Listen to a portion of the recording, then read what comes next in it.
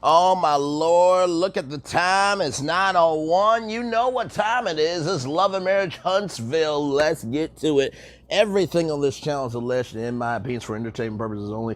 Once again, everything on this channel is alleged, in my opinion, for entertainment purposes only. Once again, everything on this channel is alleged, in my opinion, for entertainment purposes only. So, we get to Kimmi and Maurice. Renovations are happening at a location that they will be renting out for businesses, and they will move their office. I think that's their Credit One repair office over there.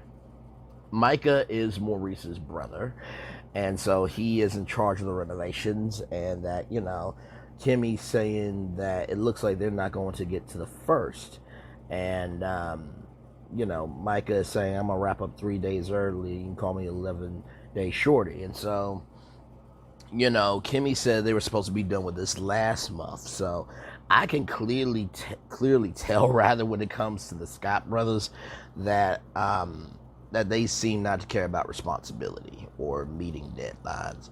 But you know what's interesting? There is a pair of brothers named the Scott brothers on HGTV that always executes responsibility, and there are black Scott brothers that executes be irresponsible. Ain't that something?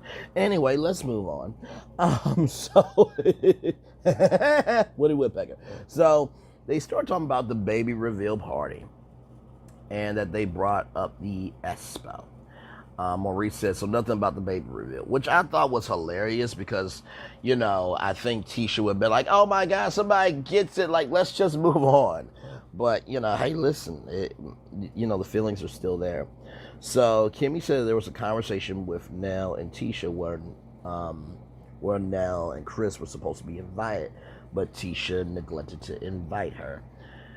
Kimmi said that this money thing is growing legs because at first they were under the impression that that Maurice and Kimmi were under the impression, rather, that they did have to pay. But when Kimmi talked to Maurice, that they did have to pay. So Maurice said that he was with Marceau at Black when they talked about the Espo, and that Maurice gave $100 to Marceau.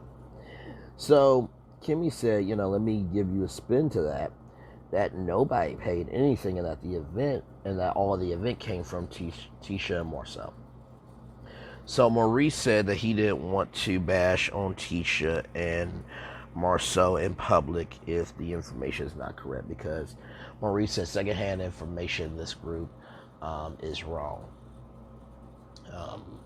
And then Kimmy's like, well, I don't know how they're trying to spin this or where it's going or whatever you want to believe.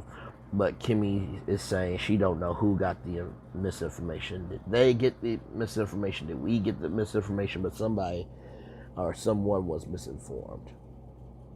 So, Kimmi says that Marceau has popped up at Stormy. He's popped off. I'm sorry. I'm thinking what Stormy said about, he acting like a woman.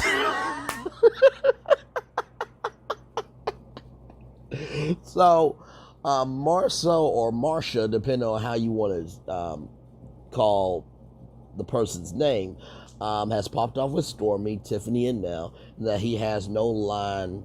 He has no line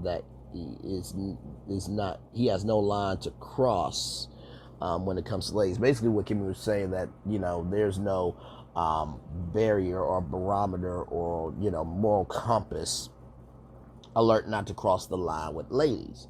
So Marceau will cross a lady, a man, he doesn't care. And so Maurice said that Marceau is a sarcastic, actual social self-hole. And I'm just like, it's interesting that you know this, but yet you don't do anything as a brother to let him know, hey, you crossing the line. And at this point, I'm going to stop you, because if I don't stop you, you're going to end up hurt by somebody. But hey, sometimes the best lesson is a bought mental lesson. And I think it's been long overdue for Marceau. But anyway, so Kimmi says that Marceau said that he didn't respect Melody for selling t-shirts. And Maurice laughed hard at that. Kimmi did stand up for Melody by saying, you need to stop because it's people like you that feed him by rewarding bad behavior that allows him to do things like this. Now that's my interpretation of what she said, but what she really said was, that presents ill feelings in our group and it doesn't go over well, which I definitely can agree with. So then, Kimmi gives the told Maurice about her suggestion for feedback of what can be done better in a way that it can be received from a positive place. And hopefully all this can be done before it turns into a monster, no pun intended. So that is Kimmi and Maurice. I mean, honestly, to tell you the truth, y'all, I really do and see, this is the thing, right? People want to root for Kimmi. I really feel that people want to root for Kimmi. The problem is she allows herself to be in a marriage, to use Tisha's words. Woody Woodpecker. But no, that, Kimmi allows herself to be in a marriage where her man, quite frankly, does not respect her, rather.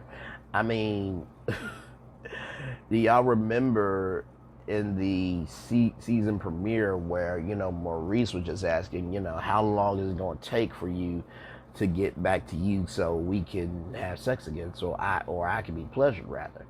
And so, Kimmi says it's going to take a year, and he made a fake countdown, his Apple Watch, of a year. Because Maurice said that, it's a mental thing of why she can't have sex. And Kimmi said it was a physical thing. She's going through cancer. And thank God she's not going through cancer anymore. She was, rather, let me correct the record, that she was going through cancer, but now she just has appointments.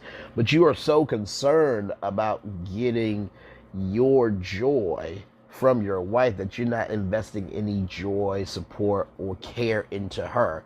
So I think that's the reason why people really are trying to support Kimmi, but they can't really seem to bring themselves up to do it because you're allowing yourself to be with a boy that doesn't respect you and what you're going through and your emotional suitcase, right? So, because I feel like, honestly, if Kimmi did leave Maurice, I think that we could probably see more of Kimmi as who she is as a person, because I do believe that there is definitely more to Kimmi.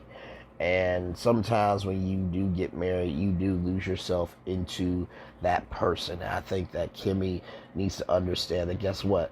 As hard as it may be to leave somebody, it's the hardest thing to stay in something when you don't know who you are. So that's really my take on it. I hope that, in the next episode that, things do come to a resolve with the Espo. And I hope that, this season people do evolve, because this behavior is absolutely disgusting. I mean, there's no way that I could ever disrespect my wife that way. I don't even have a wife. But there's no way I could ever disrespect somebody going through cancer in any capacity. That was just blatantly disrespectful. It's just like, if your mom, your sister, your daughter, your niece, your cousin, or any woman in your life was going through something of cancer or what have you, would you give the same energy, Maurice? I don't think you would. So it's quite disrespectful that you're this way with your wife, and then to laugh at the fact that your brother, said what he said about Melody and her t-shirt business. It's like, dude, all y'all are trying to make it, right? And it's quite blatantly disrespectful, because guess what? At the end of the day, people may be laughing at your credit one repair that you don't really repair anyone's credit. And to your brother's words in a Instagram live that he's $1 million in debt, but people laugh at him, he's going to throw a fit, right? So, do as I say, not as I do. I'm going to do what I want to do, but don't laugh at me. I'm going to laugh at you. Like, where they do that at? That is just, Anyway, I can't, y'all. Like, comment, share, and subscribe. One love, much love, all love. This has been another edition of Brainley's Virtual Tour Pit Stop. Bye, bye, everybody.